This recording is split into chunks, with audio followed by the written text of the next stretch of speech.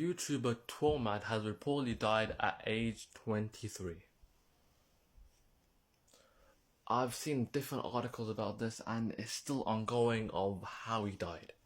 But apparently it's from an overdose, some type of drug overdose or a different drug like an alcohol overdose. And the reason that people have found out that he died, or that the police were able to find out that he died, was because this guy is a Twitter fiend. This guy always uploads random posts on Twitter every 5 minutes because he has that much time in his hands. And he hasn't posted on Twitter or anything for 6 days, so people on his Discord server were looking, what is he doing? And it's said that he's been on Overwatch for 6 days. And everyone was like, what the fuck? How could someone be on that game? How could someone be on the game for 6 days? It was suspicious.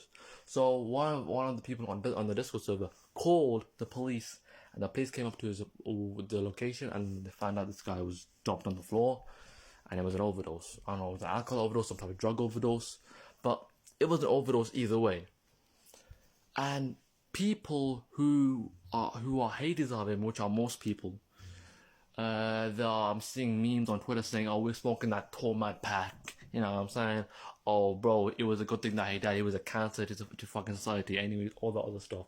I'm like, the guy is an R word. He did talk to minors. He did send inappropriate stuff to minors. He did a lot of bad stuff. He said a lot of weird stuff. He was never really successful in a way. He was successful back then when he was normal.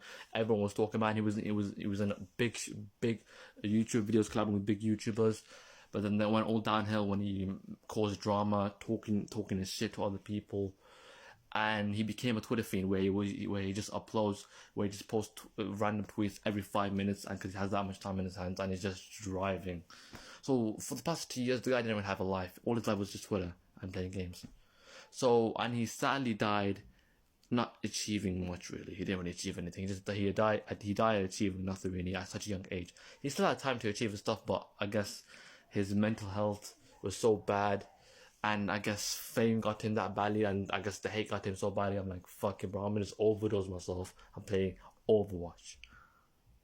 Imagine, man died playing Overwatch. Fucking watch. That's sad, bro. And it wasn't even the new one, it's the first one. How was he playing Overwatch the one? You know how sad that is? Tormad, 23 years old, I think he's Somalian, I believe. Died playing Overwatch. Overdose on Overwatch because he couldn't handle the hate. Sexually assaulted a girl. Talked to minors, multiple of them. Saying weird stuff on his Twitter. And died from an overdose.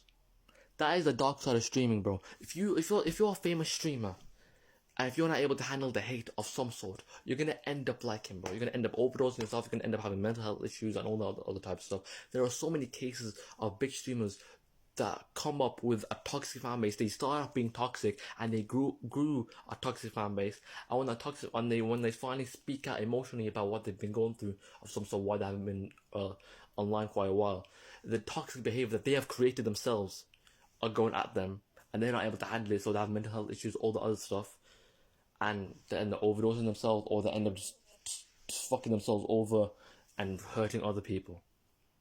You need to be careful what you create. What you say, what you do is a creation of other people.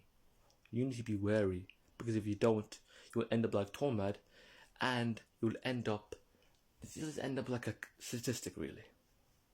People are comparing this to the death of Etika. If you know who Etika is, he was a Twitch streamer, black Twitch streamer, who just played random games, who just react to videos. He was just a normal streamer, and the criticism or like the hate got to him so badly that he offed himself. Before he offed himself, he made a video of all that stuff. Made a video explaining what's gonna happen and all that stuff, and then he offed himself.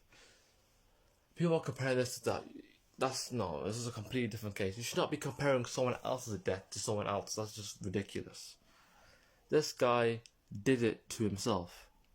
So was Etika, but he did it to himself. He overdosed because he couldn't handle the criticism. He couldn't handle the consequences of his own actions. So he did it to himself. He overdosed because he couldn't handle the truth of how disgusting of a human being he was.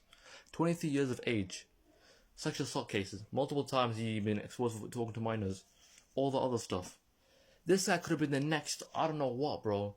He could have been the next generational streamer, next generational content creator. He had the chance. He was climbing with big YouTubers. He was climbing with models at some point. But he ruined everything because of his fucking dumb, filthy mouth. And him using his power against young girls. And look at him. He's overdosing. And guess what? People are not feeling sorry about him.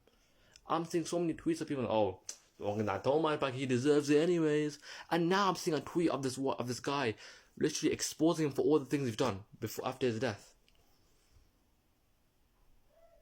It's crazy, bro. It's actually crazy. You gotta be careful of what you do, and if you want to become famous, you gotta be careful, because how you become famous is what you create, is what your fan base becomes. If your fan base is toxic, you're toxic. Your fan base is normal and pure and kind, you're normal, pure and kind. If your fan base is weird, you're fucking weird. His fan base is weird as shit, and they hate him as well. Be careful what you do, because what you create is what you consume. Thank you.